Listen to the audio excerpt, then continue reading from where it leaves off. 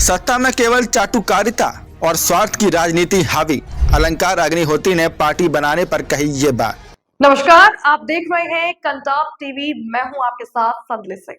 हर पल की बड़ी और सटीक खबर दिखाने का हमारा वादा है। तो चलिए बढ़ते हैं सीधा खबर की ओर, देखते हैं ये पूरी रिपोर्ट।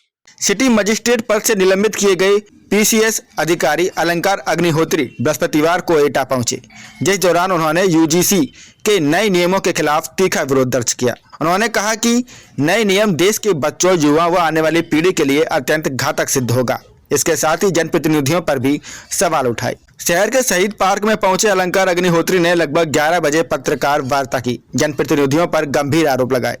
कहा कि यूजीसी के नए नियम मूल रूप से बच्चों के साथ दुष्कर्म व शारीरिक शोषण जैसी घटनाओं को बढ़ावा देने वाला है। इसके प्रावधान ऐसे हैं कि इससे समाज में भ्रम व विवाद बढ़ेंगे। कहा कि हमारे बेटे बेटियों के साथ दुष्कर्म होंगे और दोष सिद्ध करने की प्रक्रिया इतनी जटिल होगी कि पीड़ित को न्याय भी नहीं मिलेगा। जनप्रतिनिधियों की ओर से ऐसे नियमों को समर्थन देना दुखद है। कहा कि देश के कई नेताओं के पास विदेशों में उनके होटल, बंगले व संपत्तियां मौजूद हैं। जनता को ऐसे प्रतिनिधियों को पहचान कर हटाना होगा। संसद में बिल को समर्थन दिया जाता है, लेकिन उस पर अमल नहीं होता। यदि विधेयक की गहराई से समीक्षा की गई होती तो आज इस प्रकार से विरोध नहीं होता। अधिकांश जनप्रतिनिधि स्वयं इन नियमों की जानकारी ठीक से नहीं रखते। सत्ता में केवल चाटुकारिता और स्वार्थ की राजनीति हावी है। उन्होंने बताया कि अगस्त 2020 से फरवरी 2023 तक वह एटा में तैनात रहीं।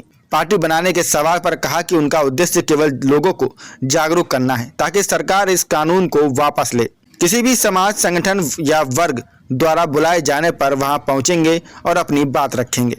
जनप्रतिनिधियों की संपत्तियों की उच्च स्तरीय जांच की मांग करते हुए कहा कि इंटेलिजेंस ब्यूरो, सैन्य खुफिया एजेंसी व अन्य जांच संस्थानों के पास इनके खिलाफ पर्याप्त साक्ष्य है। इन नेताओं की करतूतें भी जल्द उजागर होंगी। शंकराचार्य अभिमुक्तेश्वरानंद के मामले पर पूछे गए सवाल के जवाब में कहा कि यह बड़ी शर्मनाक घटना है।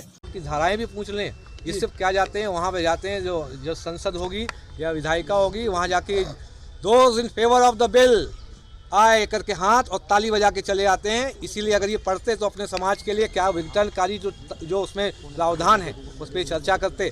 13 तारीख को ये आया था पूरे देश में, इसमें कोई चर्चा नहीं हो रही थी। अनेक तरीके से बोला जा रहा था। अग्निहोत्री किसी की गोदी में जाके बैठ गए हैं। सरकार का ऐसा कहना है कि आप किसी की गोदी में जाके चल रहे हैं, अन्य पार्टियों मामला है क्या आप कहीं राजनीति आना चाहते हैं? बताइए, आपके ही कल माननीय जनप्रतिनिधि जी कलराज मिश्र जी ने बोला ये असंवैधानिक है, तो वो भी क्या किसी की गोदी में बैठ गए हैं? आपको जातिगत अपशब्द किसने बोले थे? ये एक देखिए, सबको पता है किसने बोले थे, मुझे भी पता है। मेरे तो सामने ही ये जो घटना हुई और उनके नाम का नाम देखिए, ये एक गरिमा मर्यादा है। मैंने भी आज, क्योंकि हम सबके फ़ोन सर्विलांस पे हैं, इस समय अलग अलग तरीके से षड्यंत्रों के तहत ये तैयारी की जा रही है किसी पुराने मामले में हमको फंसाया जाए। तो हमने आज, हम सर्विलांस पे क्योंकि फ़ोन है तो हमने उनको बताया, आज हमने अपने फेसबुक भी डाला था। आप चिंता मत करिए, मुझे भी फिर पता है कि वो जो साला पागल पंडित, जो बोला साला पंडित पागल हो गया है, मुझे भी पता है। और एक्चुअली इस क्वेश्चन में ही उस उत्तर का भी जवाब है। मैं इस पे कोई कमेंट नहीं करूंगा। लेकिन इस प्रश्न जो है, इसमें प्रश्न जो है, ये जो हमारा जो साला पंडित पागल हो गया है, इसी में उत्तर भी छुपा हुआ है। मैं जिस तंत्र में मुझे विश्वास नहीं रहा, मेरे जितने भी माननीय जनप्रतिनिधि जो हैं वो फेल हो चुके हैं, चाहे केंद्र सरकार के हों चाहे राज्य सरकार को, ये सब अक्लमंड है। फिलहाल इतना ही इस खबर में। हर बड़ी और छोटी खबर की सटीक जानकारी के लिए बने रहिए कंटाप टीवी के साथ। आप देखते रहिए कंटाप टीवी, खबरें जो सिर्फ दिखाई नहीं जाती, असर भी करती हैं। नमस्कार।